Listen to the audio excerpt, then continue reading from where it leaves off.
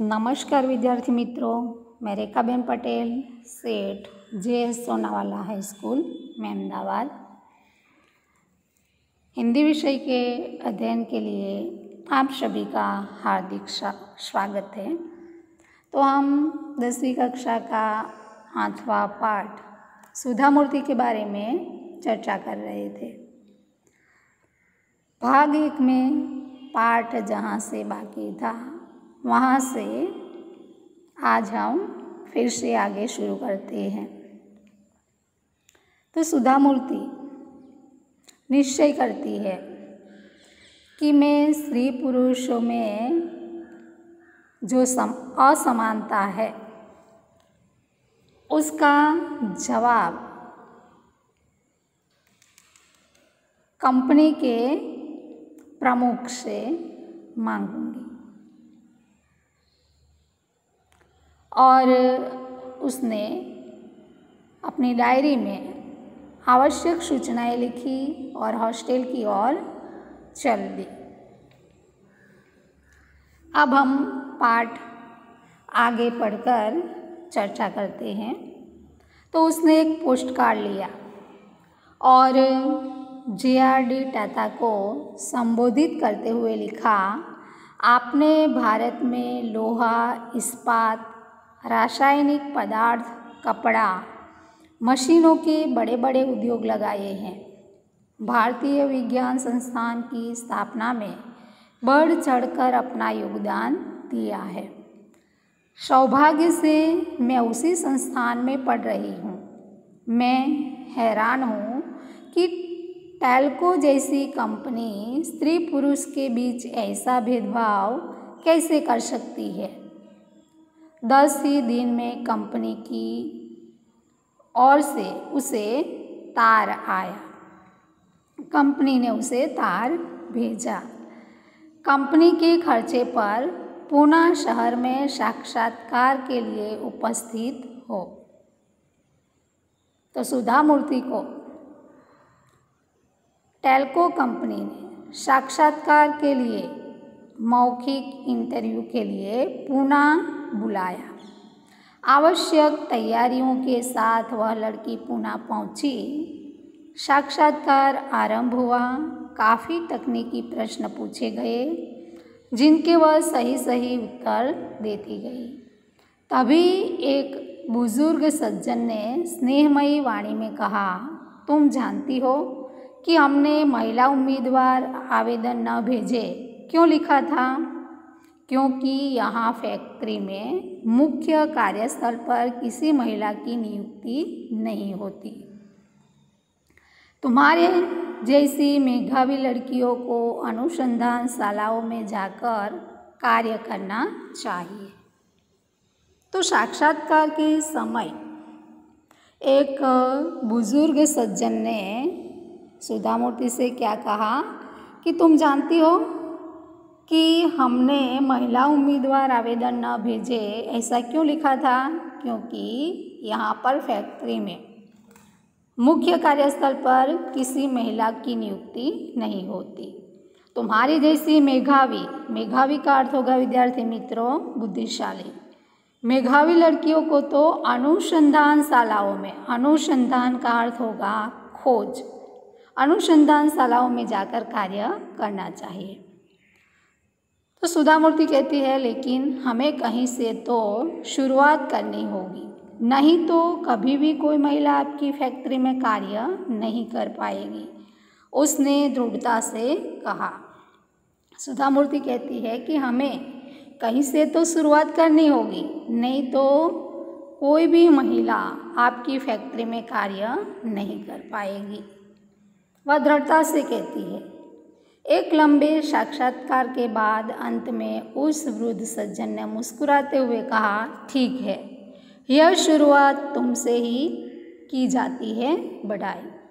और इस प्रकार सुधा मूर्ति को टेल्को कंपनी में सबसे पहले महिला इंजीनियर के पद के ऊपर उसे नियुक्त किया जाता है। और उसका जो बुजुर्ग सज्जन था वह कहता है कि यह शुरुआत हम तुमसे ही करते हैं, तुम्हें बधाई है। टेल्को यानी कि टाटा में इंजीनियर के पद पर नियुक्त यह प्रथम महिला इंजीनियर थी, सुधा कुलकर्णी। तो इस प्रकार प्रथम महिला इंजीनियर के पद पर टेल्को कंपनी में इंजीनियर के रूप में महिला उम्मीदवार के रूप में सुधा कुलकर्णी को नियुक्ति मिलती है। सुधा कुलकर्णी का विवाह टेल्को में ही कार्यरत श्री नारायण मूर्ति के साथ हुआ।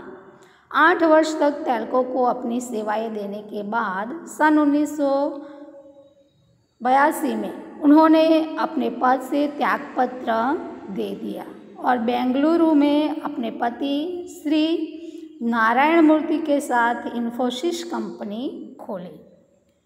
तो सुधा मूर्ति ने किसके साथ शादी की? नारायण मूर्ति के साथ। उसके पति का नाम है नारायण मूर्ति।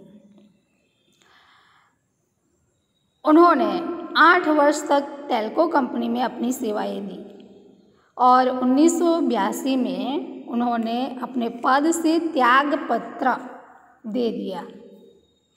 त्यागपत्र का अर्थ होगा इस्तीफा, राजीनामा, पद का त्याग करना।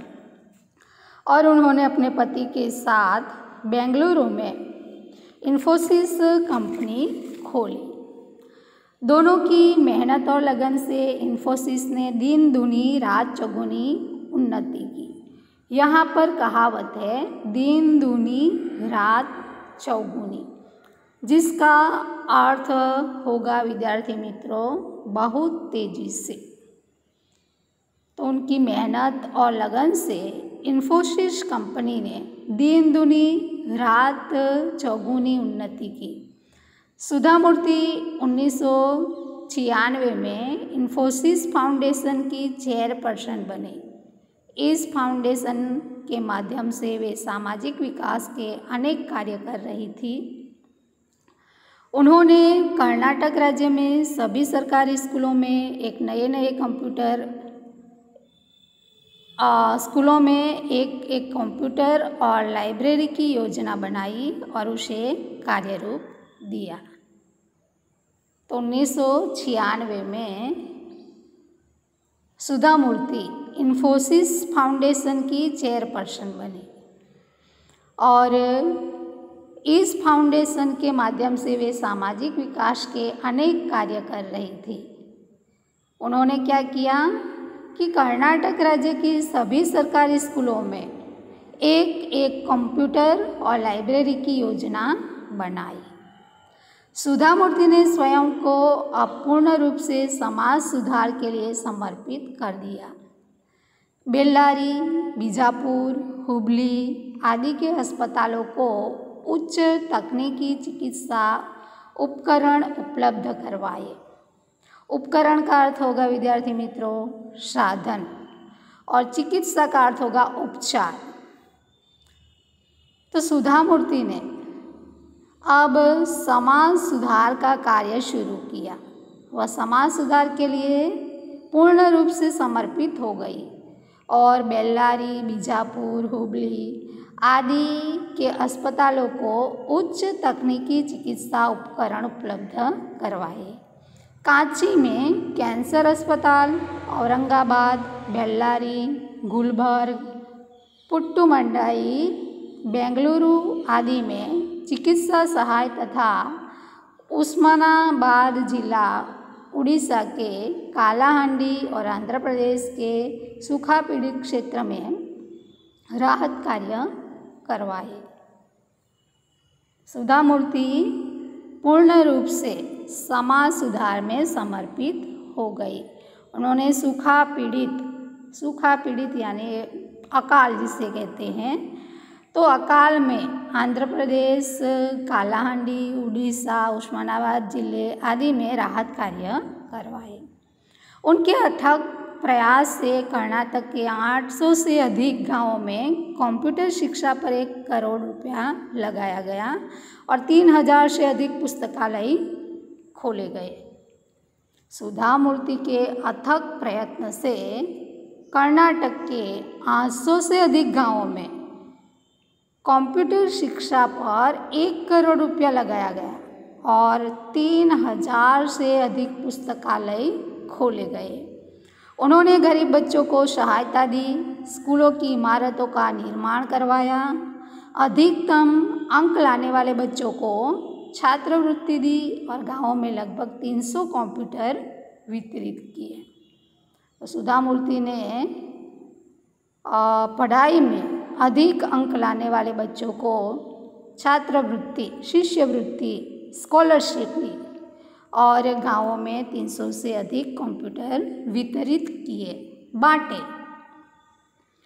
तो इस प्रकार सुधा मूर्ति ने अपना जीवन पूर्ण रूप से समाज सुधार में लगा दिया। विद्यार्थी मित्रों, अब आगे के पाठ की चर्चा हम अगले वीडियो में करेंगे। नमस्कार।